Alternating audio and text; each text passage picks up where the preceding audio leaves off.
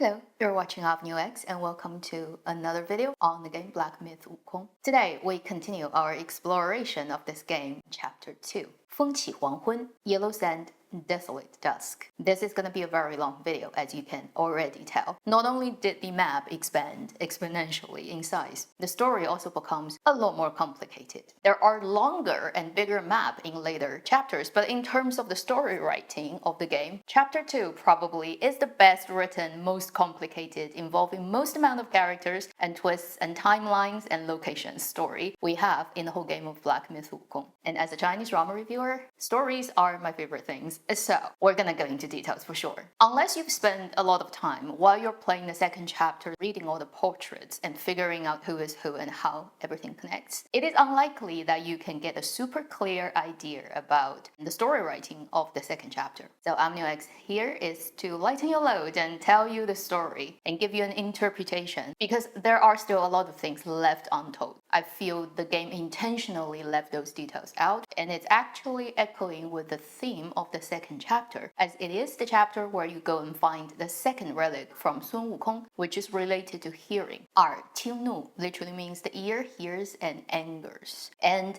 this second chapter is a case of everybody is telling their own version of the truth, because there are a lot of contradictory point of views about the same event that takes place in this chapter. As I did in my first chapter video, I will first tell you what this chapter is based on, then I'll tell you what the game has written for the gameplay, and I'll very briefly talk through a couple of things when you are playing the game you're gonna come across. At the end, we will talk about the animation, which is beautifully done. I'll first get to the original book, 西游记, and for the second chapter, Yellow Sand, Desolate Dusk, it is based on chapter 20 and 21. Mainly. And then it actually has a small plot line that's based on the Tang monk, Tang Xuanzang, the real historical figure whose story inspired Journey to the West. His travel log, that is not in the 西游记 novel, but actually in historical record. It also actually refers to something that is hidden in second chapter, that if you're not careful, you're gonna completely miss. But if you find it, it's also based on somewhere in the novel of 西游记. Let me first get you through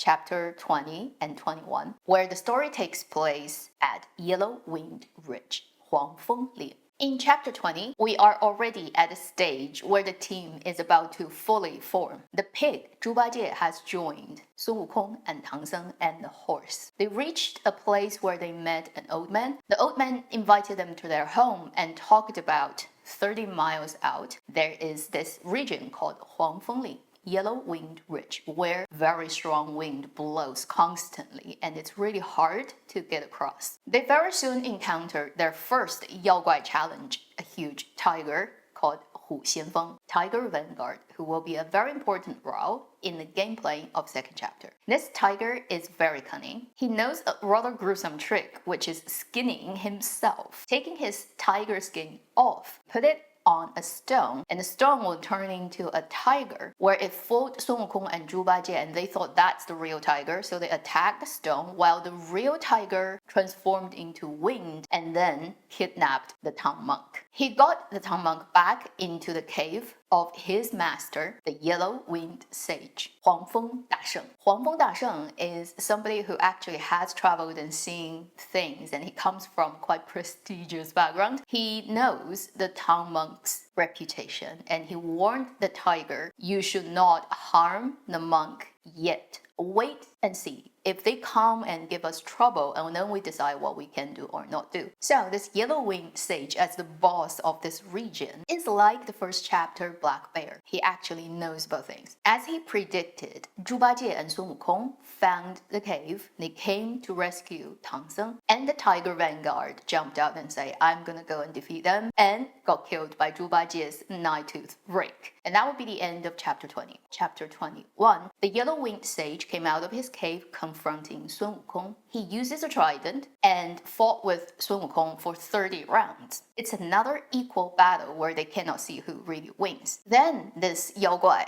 decided to use magic and summoned a crazy yellow wind that blows into the face of Sun Wukong so hard that it injured his eyes. If you've watched my first video in this series, you'll know that he has one weakness, which is his eyes are very sensitive. So he couldn't open his eyes and it hurt so much he had to retreat. He and Zhu Bajie then met somebody as they were roaming around in the mountain. Taking them in, gave them a whole night of rest and food, and actually provided them with medicine for the eyes. The next day, when they woke up, the hut, the men, everything they saw yesterday disappeared. They were actually lying in open field. And on the tree, there's a note sticking there saying, it is the Dharma protector, Qielan or Jialan, which is a type of Dharma protector supernatural beings who transformed into this man last night and cured Sun Wukong's eye problems. After a whole night rest, Sun Wukong now feels really good. He transformed into a mosquito and then sneaked into Yellow-Winged Sage's cave. He first got to the tied-up Tang Seng and told his shifu, I am here, I am the mosquito. I'm figuring out a way to get you out. Don't worry. Then he flew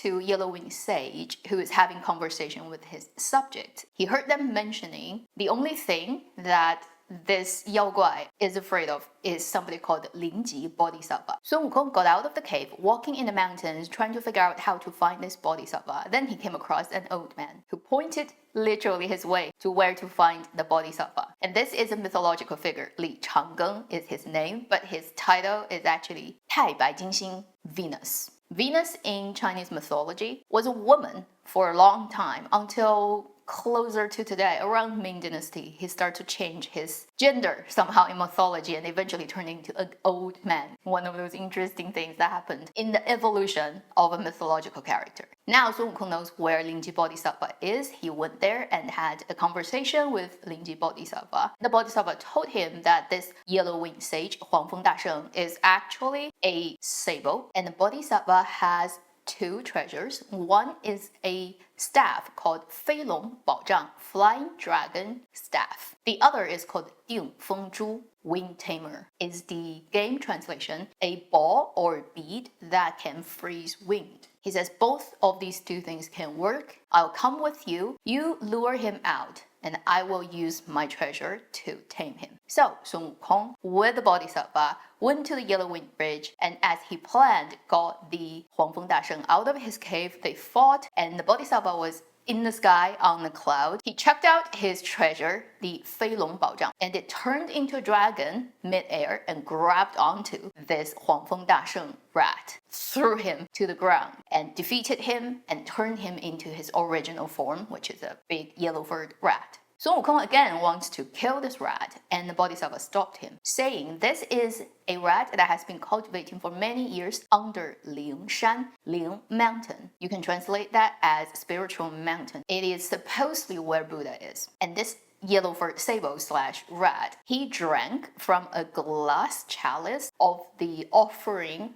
oil and was afraid that the Dharma protectors will go after him, so he escaped. Ended up in the Yellow-Winged Ridge and turned himself into the local king of all Yao Guai. The Bodhisattva is like, I need to take in this rat and go to report to Buddha and see what he wants to do with this rat. So Sun Wukong thanked the Bodhisattva, saved his shifu with the pig, with the horse, again went on their way. But before they left, Sun Wukong and Zhu Bajie actually went into Yellow-Winged Sage's cave and killed every little Yao Guai in it. Rabbits, deer, foxes, all types of little mammals. If the bad guy actually has some kind of impressive bosses or backgrounds, they don't get killed. But then the little Yao Guais, they usually just get no questions asked. So this is what Huangfeng Dasheng, the big boss in second chapter, is based on the Yellow-Winged Sage, the big yellow-furred rat. But then the game added so much more. Before we go into the game story, I have to then mention two more things. First is, you will come across a kingdom of rats in the gameplay.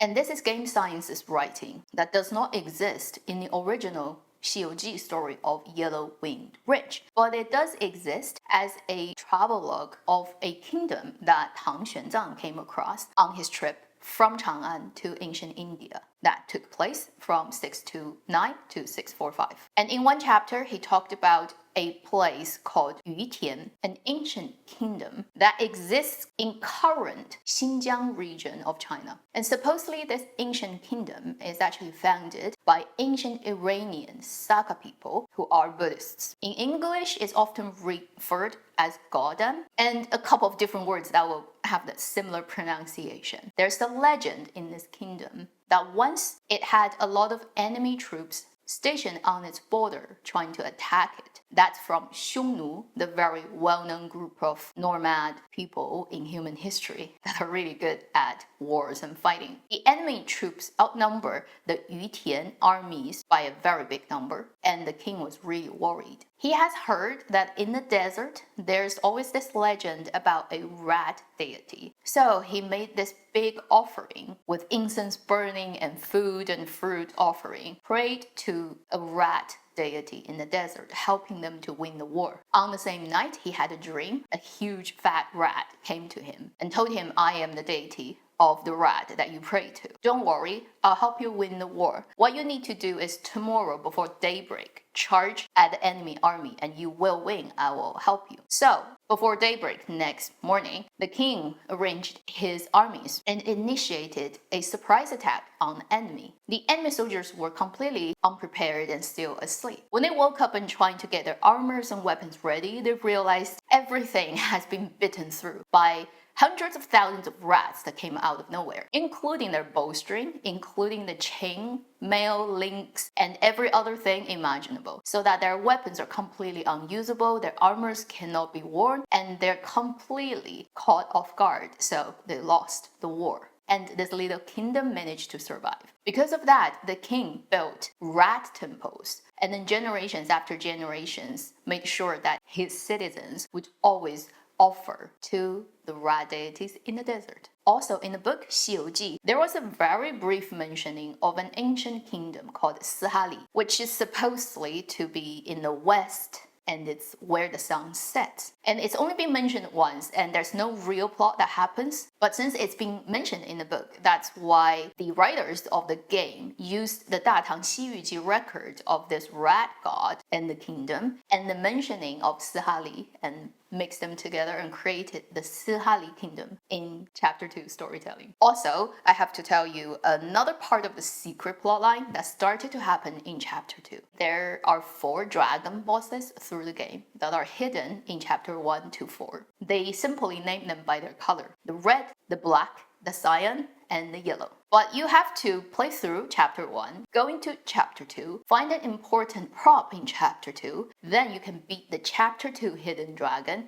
and you can go back to Chapter 1's Black Winged Mountain and find the Chapter 1 hidden dragon and beat him. And then obviously for the next 2 chapters, you will find each chapter has another dragon. And if you miss this important prop in 2nd chapter, you'll never find these 4 dragons. If you've watched my video on Journey to the West, the book's origin and how it came to be, I mentioned roughly the structure of it. The first 7 chapters are talking about the origin of the monkey. 8 to 12 is talking about arranging things so that Journey to the West can happen. Then from 13 onwards to about 22 is putting the team together, and from 23 to the end is the journey. So the 8 to 12 is the part where the story suddenly reads like a different story. It literally starts with completely different characters and not mentioning anything happened before or after. And when you read the novel, you're suddenly gonna get, what? Last chapter we're talking about the monkey and he's now under the mountain and waiting to be saved. And now we suddenly are talking about dragons and waters and emperors and dreams. Like, what the heck? So the secret 4 boss dragons in the game is to do with this part of 西游记. It basically is a huge plan that is put together by supernatural powerful beings who can predict the future and manipulate time and karma and cause and effect to basically make sure that the journey in the human world that involves this monk going to the West, getting Buddha's teaching can happen. It's a huge setup story. At the end of it, you can make up your own mind about how justified it is, and I'm just gonna tell you what happens. It starts with one day there are 2 fishermen fishing. They're talking about recently there's a new fortune teller in town, and this guy is super accurate. If you go and ask for his help, he will tell you on which day, what hour, at which location, cast your net, and you're gonna get a lot of fish. While the patrolling shrimps and crabs of the water world heard their conversation. They reported that to their boss called 泾河龙王, Jing River Long King. I cannot have this type of people existing in the world. He's gonna have humans eat all my subjects. So he transformed into a human, went into the city, and found this fortune teller. And this fortune teller is Yuan Shoucheng, the gourd man you will come across in every chapter of the game. The long-turned man said to this fortune teller, "Oh, I heard you're really good. Let's make a bet. If you cannot predict when it's gonna rain and to what amount, you are a fraud, and then you can no longer be a fortune teller in the city." And Yuan Shoucheng is like, "Okay, fine, let's do it." So he did some calculation and told this guy, "Tomorrow at this hour, it's gonna rain for this amount of time and this amount of exact water." And the Long King heard that. He is secretly already laughing because he is in charge of rainfall, so he can manipulate it however he wants. He went back to his palace feeling that he has the upper hand. Yet he walked right into a heavenly decree that just got sent to his palace from the celestial palace Jade Emperor himself. And the decree reads, "Tomorrow at this hour, you need to rain for this much time and this much amount," exact to Yuan Shoucheng's prediction. Now, Jing River Long King is really not happy, and he thought he should still try to win the bet. So the next day came, he manipulated things a little bit, made the time off a little bit, and the amount of rainfall off a little bit. He transformed back into the human again and went to Yuan Shoucheng and laughed at him. "See, it didn't ring at the time you said and didn't ring the same amount." Yuan Shoucheng actually looked at the Long King and laughed. "Well, I only lost the bet, but you are about to lose your head." And as it turned out, he is completely right. The Jade Emperor sentenced this dragon, Long King, to death. And it's supposedly the beheading will be carried out the next day, midday. Now the Long King is panicking. That night, he went into the human realm emperor's dream, which in the novel setting is Li Shiming, Tang Taizong, one of the most famous Tang Dynasty emperors. In the dream, the Long King begged to the human king, basically saying, "We're both kings. I already know who is going to be the person carrying out the sentence. That will be your subject, Wei Zheng." This is a real historical figure, very famous in Tang Dynasty, a court official who has a very tight relationship with this emperor. And their story in the world of politics and brotherhood and complicated emperor and subject relationship can be told in a 100 episode drama. It will be epic. It's one of the most well-known pair of emperor and subject in Chinese history. So Wei Zheng and Li Shiming both are real historical figures. But the Long King said, and this is storytelling, right? The heavenly realm is gonna ask Wei Zheng to cut my head off. It's a very common Chinese traditional belief of very important historical figures. After they're dead, or even when they're alive, they're actually half human, half like sometimes serving other purposes. The Long King told Li Shiming, "Could you try to make your subject Wei Zheng occupied during tomorrow noon so that he wouldn't get around to cut my head off?" And the emperor is like, "Okay," from one king to another king. Therefore, next day, Li Shiming summoned Wei Zheng into the palace, saying, "I want to play Go with you," and intentionally played really slowly so that to stalk the time, and once it passes noon, it'll be fine. Yet, because he's playing so slowly, Wei Zheng got really bored and fell asleep. And as he dozed off, his consciousness traveled to a place where he basically got given the task of cutting a dragon's head off, and he did it. And then he woke up. A soldier rushed into the palace holding a dragon head and reported to the emperor. This dragon head just dropped out of the sky onto the street and caused people screaming and running away. And Li Shiming, the emperor, saw it's exactly the same dragon who came to him last night in his dream, and he felt really guilty and blamed himself. From then on, every night, he will dream the spirit and ghost of this Long King following him, complaining, why didn't you save me? You promised me you're gonna save me, yet I still get killed, and blah blah blah. And he couldn't sleep well for nights and nights afterwards. And then comes the news of, well, if you can find the true Buddhist teaching, the Mahayana Buddhism teaching in the West, that can send this spirit of the Dragon King away and also like make your night peaceful. And that becomes one of the motive of the emperor to send Tang Song west. Without the emperor's backing, it's not gonna happen. That's what happened with this unfortunate Long King as the catalyst for Tang Song's travel to the west. And you can argue whether it's justified, whether Jing Long is just a sacrifice, because it looks like a huge trap. Yuan Shoucheng is the cause of everything. He showed up and he made predictions that caused the fishermen to talk about it and making the Jinghe Long King becoming aware of it, and then went to have a bet with him and then had his own head cut off, and because of that made the emperor send Tang Song to the west. Long King is just a sacrifice, and no matter how he tried, he's already decided that his head needs to be on the table for the whole thing to happen. The game added after what the story has in the book. This Long King who get his head beheaded had many sons. Among them, there are 4, and they represent 4 major rivers. So they're river long in China, including Yellow River, Yangtze River, Huai River, and Ji River. After their father get beheaded, they're very panicking. And after the whole journey to the west, they still didn't get any news about whether they're gonna get awarded or punished or whatever. And the Celestial Palace seems to be not clear about what they're gonna do with those 4 dragons. So they went to Yuan Shoucheng, the guy who actually caused their father's death, to ask for help. And Yuan Shoucheng told them, right now is not the right time for you to do anything. To keep yourself safe, you have to go away and hiding. And in the game, they hide in chapter 1 to 4 in secret locations. If you manage to beat all of them, by beating the 4th one, which is the hardest one in chapter 4, you basically have the ability to make Fei Long Bao Zhang as your weapon, the flying dragon staff that Lingji Bodhisattva used in the book chapter 21 to beat the yellow winged sage. So you can say basically this whole dragon family, this whole Long family, they're completely just 2 person. The dad got his head cut off so that Journey to the West can happen. The 4 sons all get killed and they actually become parts of a super weapon. So these 4 dragons eventually condense down to a supernatural staff. 吃人不吐骨头 here is like 吃龙不吐骨头, eating the dragons without spitting out the bones. Now let's tackle the second part of this video, talking about what happens in the game storytelling, how they added on the original material and created a really complicated story for chapter 2, but really fascinating too. To summarize every portrait that you will come across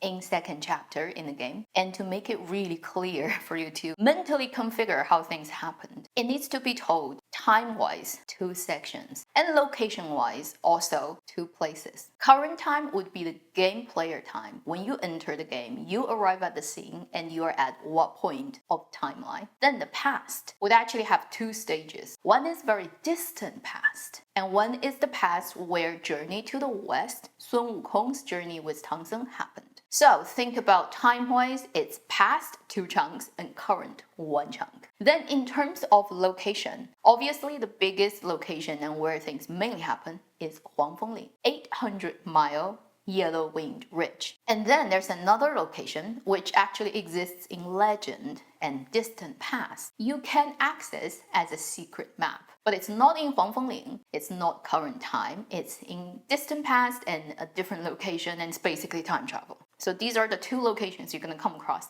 We have to first start with the distant past story. It goes like this. Once upon a time, to the very edge of the world on the west, where the sun sets every day, there is a kingdom called Liu Sha Fo Guo, flowing sand Buddhism kingdom would be the exact translation. But in the English translation of the game, it would just say flowing sand kingdom. The sun sets every day into the sea, and because it's true fire, it will evaporate the water in the ocean and cause a loud sound of hissing. That is so deadly. Babies will get killed by this noise. But why do people still decide to have their kingdoms there? Well, it's said that this land is rich of gold. People find it hard to resist. To solve this problem, Buddha granted this kingdom a magical treasure called the drum of setting sun. Every day when the sun sets, the king will send somebody to knock on this huge drum and creating active noise cancellation. Literally, that's what it is.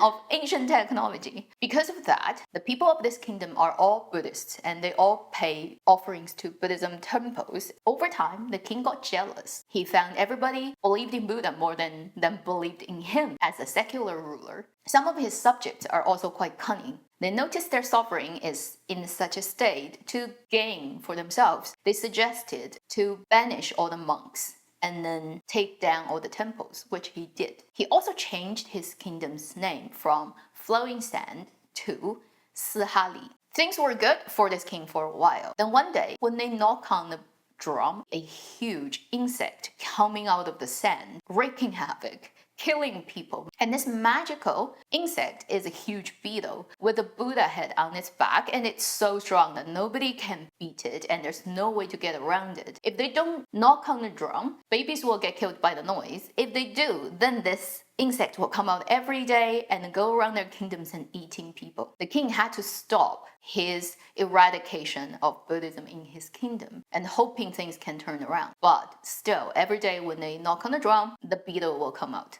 One day, a yellow-furred rat showed up. He was just passing through and noticed that this kingdom has this problem. He has magical power and he figured out a way to eventually defeat this beetle, although it did take a bit time, and later when you play the game, you'll know why. After his success, the king of Flowing Sand is very pleased. He named him royal sage, gave him position in the court, gave him political powers. He even announced an edict called Rodent Reverence. Everybody in his kingdom from now on cannot kill any rat. Because this rat now has so much power, the other subjects are no longer very happy with the power shift, and it starts to create quite a bit political tension within the court. This king had 3 sons. The eldest son is a very valiant general, very strong and big, and he has the hottest temper. The second son is of simple mind. Basically, he's a bit mentally challenged. The least favorite of his fathers, but eventually he becomes the one who's with him for the longest time. Irony. Then the third son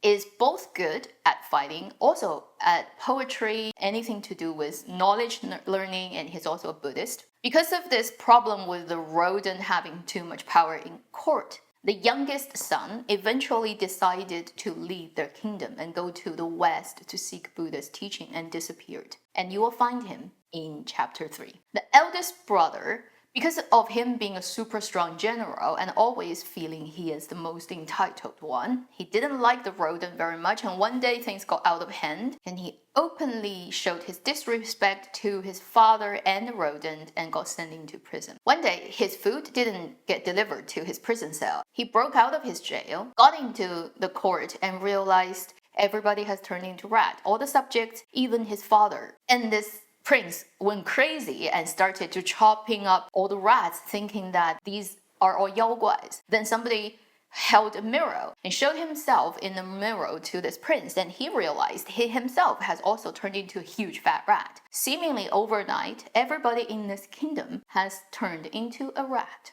This eldest prince therefore went crazy. The chapter 2 of the game never explained fully why. It is just that one day, suddenly everybody in the kingdom turned into a rat. While that is happening, the yellow-winged sage, the yellow-furred rat, who was given power, treated like a god in this flowing sand kingdom, now called Sihali kingdom, felt really guilty. He didn't do it, but then he knows also his presence probably is the reason why this is happening. And he knows that it would no longer make sense for him to remain in this kingdom. People are gonna look at him weird and blame him. So he voluntarily left. He eventually came across a place called Huangfengli, Yellow-Winged Ridge. And he noticed in this place, there are also those Buddha head that was on the back of the beetle that he defeated. It's infesting this whole region and causing a lot of troubles. The Yellow-Winged Ridge used to be a really good place, and it is run by a local groundkeeper, Tu Digong, also 2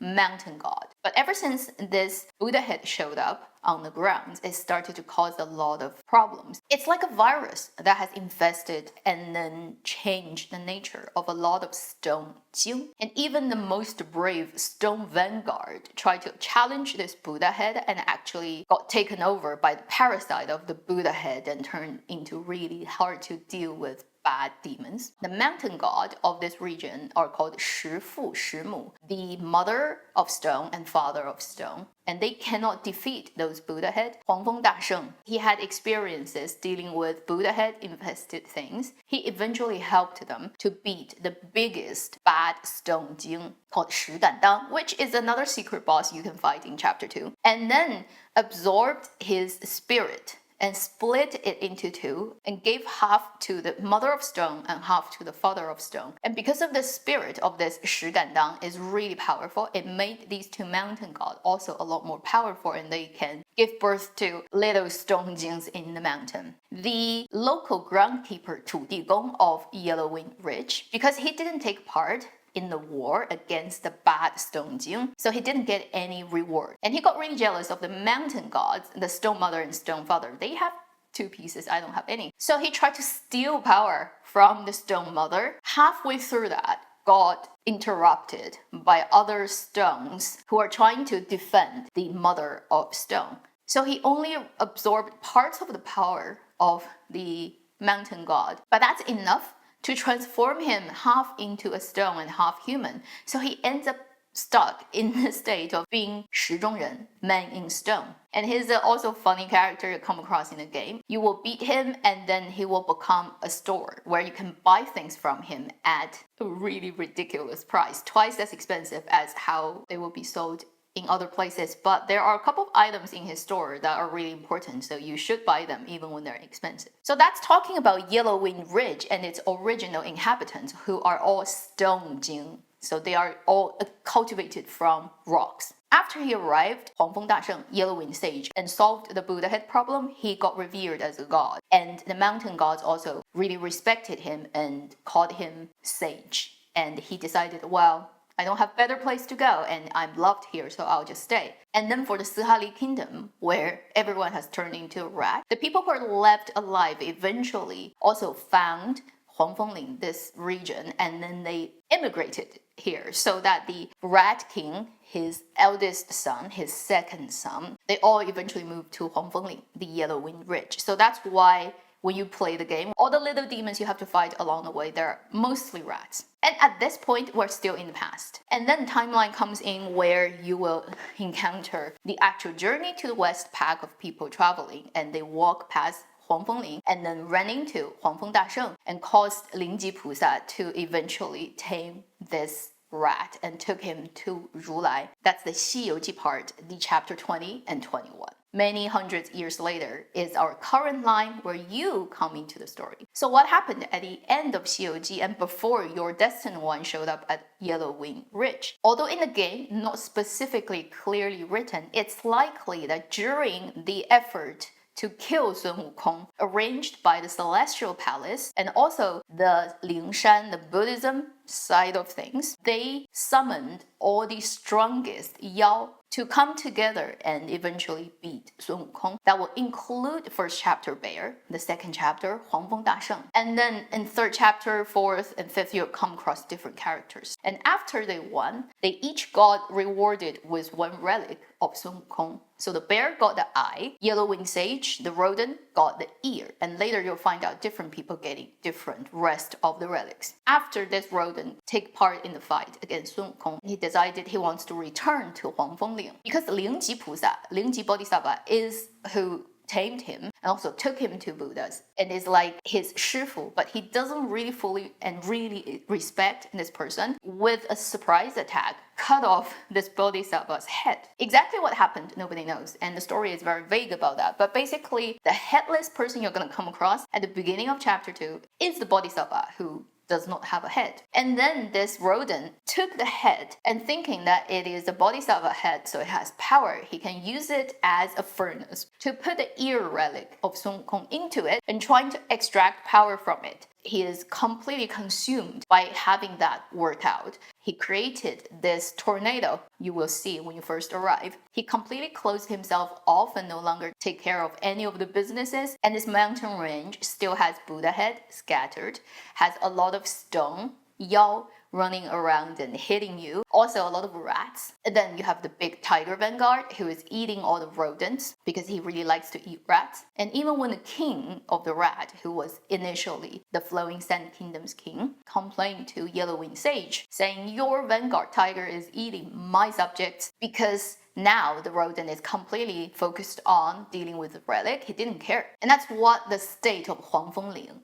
Huangfeng Ridge, is when your destined one arrives. Now let's run very briefly the process of playing the game. You open the second chapter, you hear somebody singing. That's the headless bodhisattva, Lingji Pusa, who temporarily doesn't have his head but somehow can still sing. And you have already been shot by a million arrows and lying there. He will sing the song and then take out all the arrows from you and warn you that this place has a lot of rats and a lot of arrows. You have to be careful. And every time you finish a major fight during chapter 2, he will show up and keep singing. And this is probably the most popular part of singing in the whole game. Everyone is like going with the rhythm and the beats are like really easy to follow. And this is an intangible heritage from China called Shanbei Shuoshu. Shanbei is the region where it comes from the province Shanxi and the northern part of it. And this province is famous in China.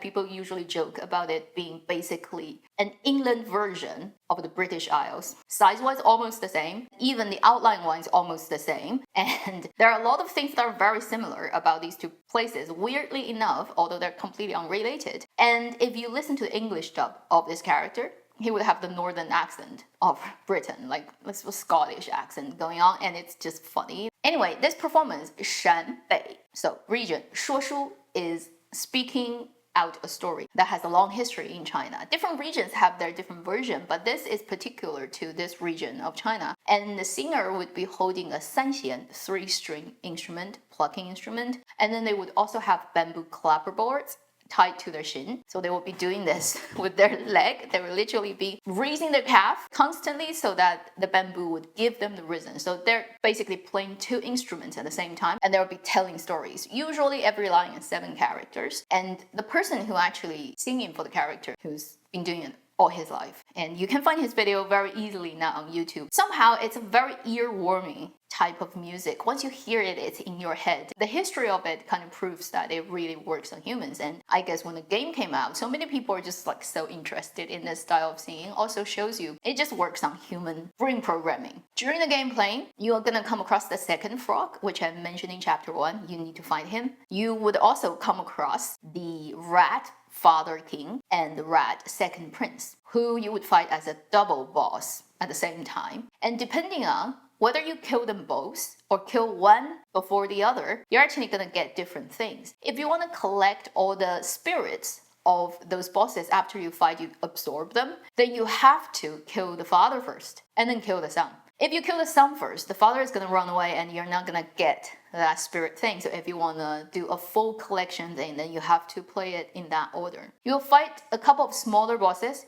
such as the Earth Wolf and the double-headed rat. And once you fight them, you will get their spirit and they're really useful in the later part of the game. So please fight them and get them. You'll come across the horse again, which I've mentioned in chapter 1 that you have to find the horse in every chapter in the first 4 so that you can trigger the 5th one and also get something. Then you are gonna fight the eldest prince who has gone mad and who is the valiant general initially, who is very big and powerful. It's the huge rat you will see in the trailer. And it's not hard to fight him. There's one way of fighting him, which is lure him to knock his head on a wall, or just fight him normally. If you manage to get him knocked on the wall, after the fight, you'll see the wall has a crack, and you can go through it. If not, you have to use the full power of your staff or the Youhun, the Wandering White, that you get in chapter 1 to knock on the wall. It will still give you the crack, and you go through the crack, you go to this chamber that gives you a prop, and then gives you the painting of 菩提祖师 and 孙悟空, 孙悟空师傅 and 孙悟空's early days. It's just like emotional moments. You get something from a chest called 龙鳞, which is Long's scale. And that is the thing you need to open the 4 secret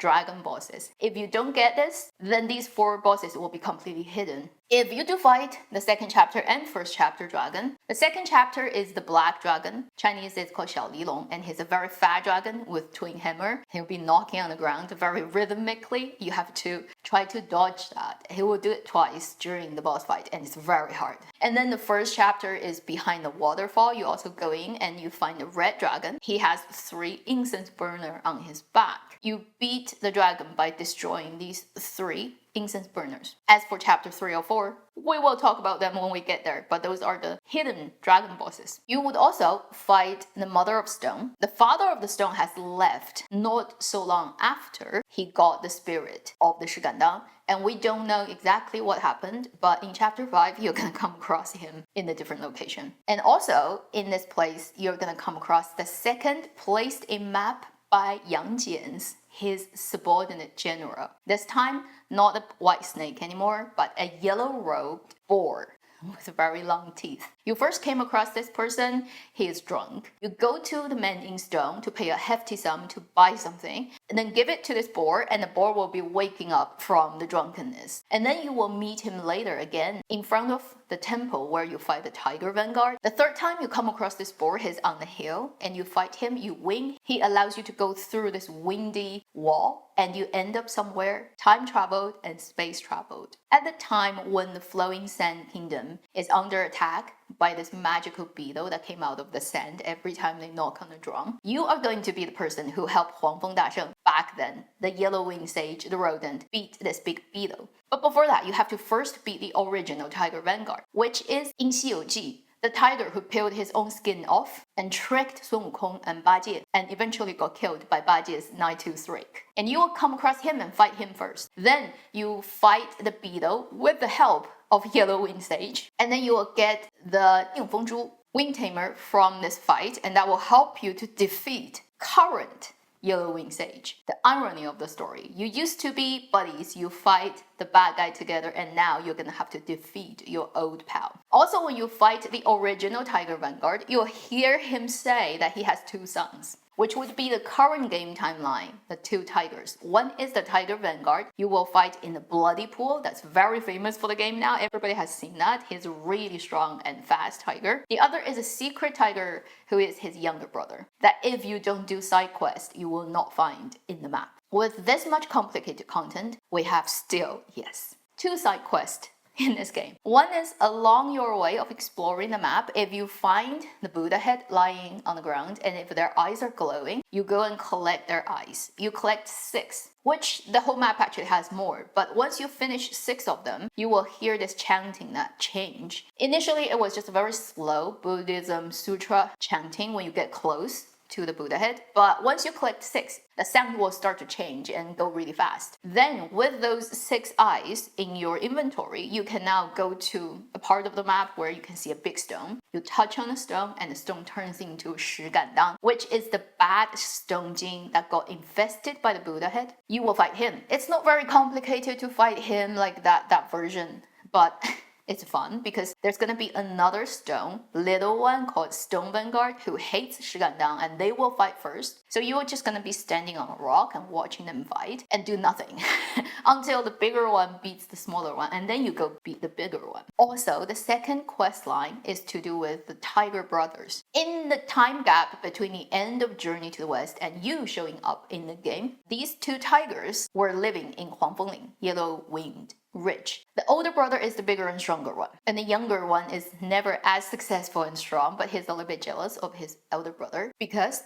the original Tiger Vanguard died at Journey to the West Pack's hand, and Huangfeng Dasheng, Yellow-Winged Sage, didn't help the tiger, so their sons really didn't like this guy. After Yellow-Winged Sage returned to Yellow-Winged Ridge, the Tiger brothers weren't happy. They tried to get rid of him, but he's too strong, so they couldn't do anything. Elder brother surrendered and served as his vanguard. Whereas the younger brother, he had a big fight with his brother, couldn't win, got injured, and then ran away. Eventually, he hid under a well and practiced day in and day out and got a bit mad because he wants to win a fight with his brother. and then also stop the wind blowing in the region, and eventually he's trying to beat the rodent, but he couldn't. And he is to do with another major side quest you're gonna come across in the game. So around this region, there's the swordsman who lives in a village. He had a simple, normal life with a wife and a son. One day, suddenly, this wind started to happen, which is yellow winged sage opening the tornado and trying to get a relic working for him. The wind is so strong and poisonous and bad that the wife eventually died of disease, and the son also got really ill. And no medicine could help, so the swordsman is desperate. He heard that there's a bodhisattva living in the place that can solve this problem. He went searching, and then he heard a tiger roar from a well. He climbed down a well and then saw Mad Tiger, the younger brother of Tiger Vanguard. The Mad Tiger lied to this guy, told him, I am the local tiger deity who everybody respects, and I've done a lot of good things. You can go and ask. I have temples. It's all mine. I have the power to stop the wind and also cure your kid. And this guy is suspicious. So he climbed out of the well and went around the villages around this region asking about a tiger deity. And seemingly it's true. Everybody respects a tiger deity. Unbeknownst to him, they're talking about Mad Tiger's older brother, the tiger in the blood pool. But the younger tiger literally is just taking all the credits. So this swordsman then went back to the Mad Tiger and said, okay, I believe you. What can I do? So the Mad Tiger is like, I have a magic gourd, which is a prop. Once you beat him, you'll get 五鬼葫芦. I put water in it and your kid drinks it, he will get better. And the swordsman tried. It really did work. The child was getting better, but not fully cured. So the Mad Tiger told this guy, I have to practice my magic to be strong enough to eventually shut down that wind and beat that rodent. But to do that, I need to eat living humans. I need you to go and find humans for me to eat.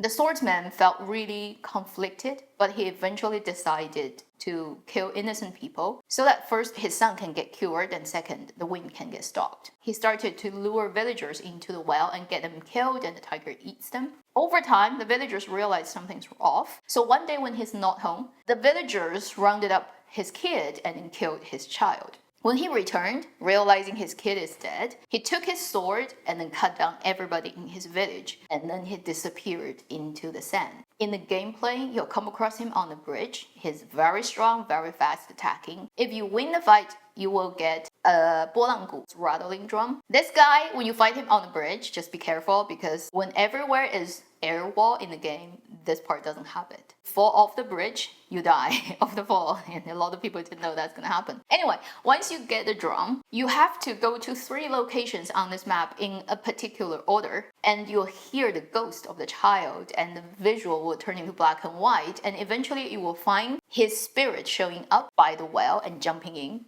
You follow him and you find a Mad Tiger and you beat the tiger, you get the gourd. Also, you'll find it actually after beating the Mad Tiger in a coffin. If you look into the coffin, you'll see a tiny child's skeleton of the sad story of the swordsman and the Mad Tiger would be. After the swordsman disappeared, the tiger was waiting for him for a long time, yet nobody came. He couldn't suppress his curiosity. He climbed out of the well, went to the village, and realized everybody is dead, including the child that he has actually grown very fond of because he cured the kid and the kid really worshipped him as a god. And this tiger felt really bad. He took the child's body in the coffin back down to his well and started practice even harder, hoping one day he can defeat the rodent. And that's the end of that side quest line.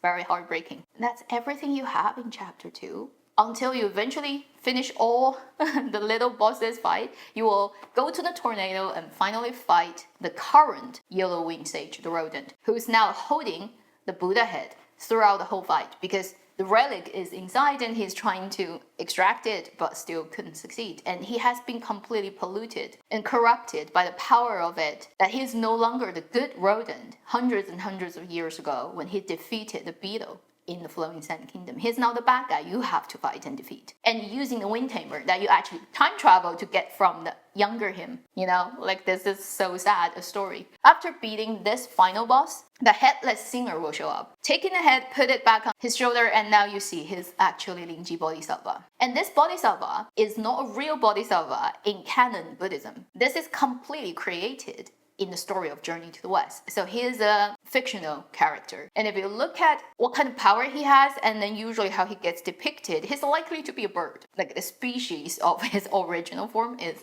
mostly likely a bird. And he will have this big talk about, oh, I repent for what I've done wrong. Yellow Rodent has also not done many good things. Now I feel like really sad, but thank you for coming and save us all. He will give the ear relic eventually to our destined one, and you collect the second one for the second chapter, and that will be the end of the gameplay. It took me so long to comb through all the clues and figure out who is who and what the story is about and how it all links together and to the theme of the second chapter. So in terms of storytelling, if you think about it as adaptation, making it into a story, second chapter of the whole game is the best writing part. Because the second chapter is about ear. Seeing is believing, not hearing, because often you hear lies, you hear half-truth, you hear incompleted version of truth. When you read the portraits, they actually have very contradictory details about exactly what happened and who is to blame and who is good and bad. And everybody is kind of telling their stories for the benefit of themselves. Classic situation of storytelling is unreliable narrator, and it's filled in the chapter 2. Everybody is unreliable. So you have to doubt about the story you piece together from everyone. Even eventually, when you win, you see the Bodhisattva with this peaceful face telling you that. Do you believe what he says? Not really. It is very likely. In the ancient flowing sand kingdom, the fact that an insect showed up to mess up their drum beating every day is Lingji Bodhisattva's doing, because these people betrayed Buddhism. It's likely that it's the Bodhisattva too who used his power to turn everybody into a rat. So it's not surprising that eventually Yellow-Winged Sage found an opportunity to cut the head off the Bodhisattva to revenge. But then he took the head and used it as something to gain power for himself and let that corrupt him so that he is no longer the good rat that you met in a time travel secret map where he's so cool, such a good fighter, and he has this classic moment, I will join you, and go and fight the beetle. It's everywhere on internet, and people even use a hamster to take place of the rat. The story has just so much dramatic changes and twists and arc for every character, major or small. Also, the visual, although it's desolate and dusty and deserty, it's actually really beautiful. With its size, with the bosses you fight, and also with the singer, the Sanxian singer, that just added so much artistry to the whole storytelling, so that it makes it the best storytelling chapter of the whole game. And then you add on the ending stop motion animation, that's just wow. And also the story itself is just such a classic Chinese mythology legendary ghost story style of Liaozhai style, if you know about this classic in Chinese literature history, which is a collection of ghost stories and yaojing and demons, all that. And the very classic unfolding of the story would be a young scholar meets an animal turned into human and have a romance. So this is the ending stop motion animation at the end of chapter 2 called Death Long. Interesting, isn't it? The title of it. And a lot of people, when they play through chapter 2, if they're not deep in the story and figuring out all the storylines, they will be quite confused about what the animation is trying to do. It seems has no connection to the chapter 2 story. Well, because its connection is happening in the more meaning behind it way instead of the superficial way. In the animation, you will see a scholar traveling and encounters an injured fox. He saved the fox. That night, he had a dream. The fox turned into a pretty lady. They married. They have kids. Kids have kids, so they become grandparents. They have their whole life perfectly lived together. When his old man one day returned home, he saw blood everywhere. His grandchildren are dead, and his son is being torn apart in front of his eyes by a fox. And the fox is his wife. He woke up, realized it's a dream. The fox is still there, just a normal fox. Next scene, you don't see what exactly happens, just morning, he gets out of the hut and he has already killed the fox and turned her into a scarf. The whole thing doesn't have any lines, it just has music. At the end, when he's walking away with his fox scarf, you hear the voice of Lingji Bodhisattva talking to Sun Wukong, not to you, to Sun Wukong. And he would be saying, Buddhas, humans, Yaos, everybody is born differently, and we belong to our different levels. We should stick tight to that. And if you try to mingle and mix, Like in the animation, the guy married the fox and didn't end up well for people. Now, this is really ironic because Buddhism, first line of Buddhism almost, and the first moment you encounter it, it will tell you every living sentient being is equal, everybody is Buddha. So the whole thing that you have class, you born differently, so you have to stay there, you cannot even attempt to go higher is ridiculous. So it's telling you the worldview of Black Myth Wukong world is not the enlightenment world. It is a sarcastic, ironic, and it's using words like deities, gods, Buddhas as a representation of the not good things. It's called Black Myth Wukong, so you kind of get the idea of why it is like that. And in terms of its function, it actually joins the second chapter and third chapter, and it leads into third chapter. Because the theme of the third chapter is 导果为因, turning the result as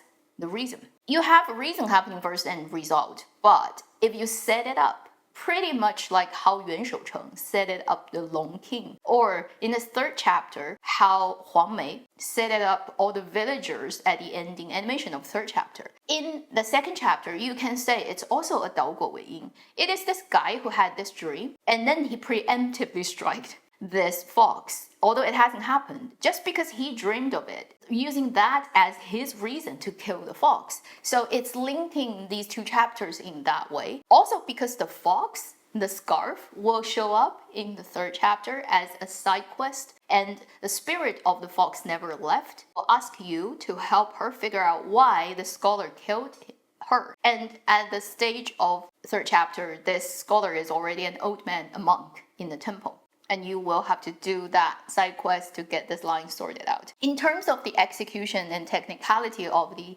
stop motion, it's so well done, so beautiful, and I'm just so happy that it's actually done for a game. And there's one thing I noticed that I got even more impressed. It's actually really accurate to costume style. When they are young, the scholar and the fox-turned lady, she is clearly dressed in Wuzhou style, which is around Wu Zetian's ruling of Tang Dynasty, still the early part of Tang Dynasty, where you have the particular hairstyle, very tight-fitting clothes, no big sleeves, and the stripy, elongating your body form skirt. That's classic of that period. By the time their grandparents sitting on the porch watching their grandchildren playing, their clothing style have completely changed. Both the hairstyle and the costume style of the lady has changed into the Li Longji ruling period where Yang Guifei exists, for example. A couple of decades have moved on, and if you don't know these things, you'll not notice. But if you are into costume design, you get very impressed about,